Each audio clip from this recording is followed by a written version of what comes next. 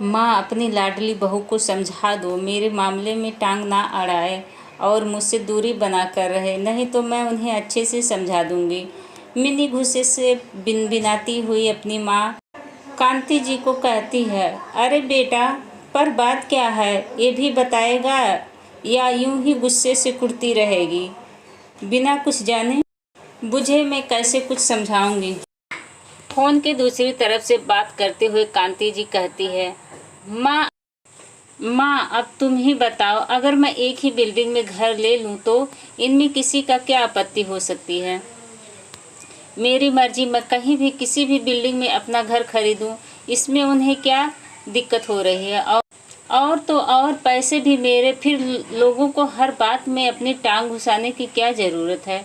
ऐसे तो कुछ फर्क नहीं पड़ता, पर तुम किसके आसपास अपना घर खरीद रही हो ये मायने रखती है मिनी। पर तुम कहाँ और किसके साथ एक ही बिल्डिंग में घर लेने की बात कर रही? माँ, मैं और आपके दामाद जी सोच रहे थे कि क्यों ना भैया के बिल्डिंग में ही एक फ्लैट खरीद ले, ताकि यहाँ मुंबई में अपने लोग आसपास रहेंगे तो अच्छा रहेगा। पर आपकी बहू को ये बात हजम नहीं हो रही है, इसीलिए उन्होंने सीधा मना करते हुए कहती है, मुझे आसपास नहीं रहना है, एक बिल्डिंग में तो बिल्कुल नहीं। और भैया भी उन्हीं की हाँ में हाँ मिला रहे हैं। अब तुम ही बताओ माँ, इसमें क्या गलत है? बेटा, गलत कुछ नहीं है, पर रिश्तों में थोड़ी दूरियां होनी चाहिए ताकि रिश्ता हमेशा टिका रहे और रिश्तों में प्यार का मिठास बनी रहे। आसपास रहने से हर छोटी मोटी बात पर मनमुटाव हो जाने का भय रहता है, इसलिए तू थोड़ा हट कर घर ले ले ताकि रिश्तों में मिठास बनी रहे। और ऐसे ही मुंबई जैसे शहर में रात दिन साधन और सुविधा उपलब्ध हो ही जाते हैं, फिर दिक्कत की कोई बात ही नहीं है। मुझे पता था माँ, आप भी भैया की तरह उसकी साइड लेंगी। अब तो बेटी से ज़्यादा प्यारी आपकी बहू जो हो गई है, इसीलिए हर कोई उसी की हाँ में हाँ मिलाते रहते हैं। फिर गुस्से से मिनी कहती है, जाने दो माँ, मुझे आप लोगों से बात ही नहीं करनी। जब किसी को मेरी परवाह ही नहीं है तो मैं क्यों?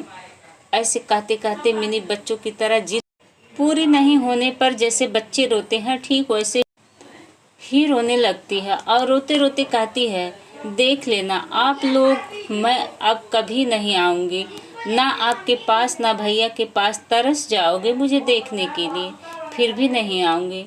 अब बेटी पराई जो हो गई है और बहू सगी। मिनी बच्चा, बात तो सुन, देख तू जो समझ रही है वैसा कुछ नहीं है बेटा। थोड़ा ठंडे दिमाग से सोच, तब हमारी बात समझ आएगी। कांति जी मिनी के जिद्दी स्वभाव और मुंहफट अंदाज को जानते हुए उसे समझाने की कोशिश करती है, पर वो बच्चों की तरह गुस्से से रोए जा रही थी। आखिर उम्र भी अभी इतनी नहीं थी ना, इसीलिए स्थिति को समझ नहीं पा रही थी और शादी को भी अभी मुश्किल से 1 ही साल हुए थे, तो रिश्तों को कैसे संभालना है ये भी अभी उसे सिखाना था। पर कांति जी काफ़ी समझदार और सुलझी हुई महिला थी। उन्होंने अपने जीवन में कई दौरे ऐसे देख चुकी थी और उसी तजुर्बे से मिनी को नसीहत दे रही थी। खैर, काफ़ी देर उससे प्यार से समझाने की कोशिश करती रही, पर वो सुनने को ही तैयार नहीं थी। इसीलिए कांति जी ने उससे कहा, अच्छा चल, तू एक बात बता, क्या तेरी ननद तेरे ही बिल्डिंग में रहने आ जाए तो तुझे कैसा लगेगा? शायद तुझे भी अच्छा नहीं लगेगा उसका इतना नज़दीकी रहना। फिर तेरी भाभी भी तो कह रही होगी ना, और अभी तूने ही कहा था ना, अपनी बहू को समझा दो ना, मुझसे दूर रहे, तो वो भी तो वही कह रही है ना।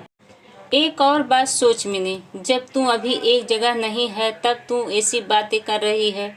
अगर तू एक ही बिल्डिंग में आ जाएगी तब क्या होगा? हर बात पर झगड़े और रगड़े होंगे। फिर ना तू और दामाद जी खुश रह पाएंगे, ना तेरी भैया भाभी, और इन सब के बीच में पीस जाऊंगी, क्योंकि दोनों मेरे अपने ही हैं। दोनों में से किसी को तकलीफ होगी तो मुझे भी तो होगी, क्योंकि दोनों हाथ तो मेरे ही हैं। समझ रही है ना मिनी बेटा मैं क्या कह रही हूँ? अच्छा छोड़, इन सब के लिए दूर क्यों जाना, अपने ही घर में देख ले तू। अपनी छोटी बुआ और ताई जी को 10 घर छोड़कर था दोनों का घर, पर एक दूसरे को देखने क्या बात भी नहीं करते। क्या तुझे भी ऐसे ही रिश्ते चाहिए जीवन में, जहाँ मिठास की जगह कड़वाहट ने ले ली है?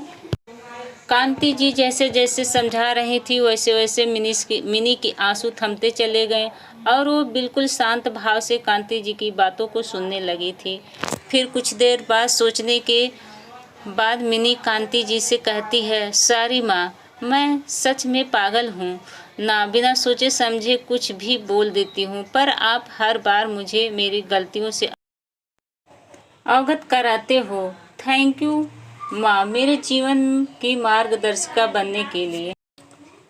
फिर कहती है, माँ जैसा आप कहती हैं वैसा ही करूँगी, लव यू माँ, कहकर मिनी फ़ोन रख देती है और कांति जी रिश्तों को सहेज कर रखने के लिए भगवान को धन्यवाद देकर अपने कामों में व्यस्त हो जाती हैं। प्रिय पाठकों, रिश्ते बहुत कीमती होते हैं, इसलिए रिश्तों को हमेशा सहेज कर रखना चाहिए। धन्यवाद दोस्तों। तो हमारी कहानी अगर आप लोगों को अच्छी लगी होगी तो हमारे चैनल को लाइक कमेंट सब्सक्राइब कीजिएगा।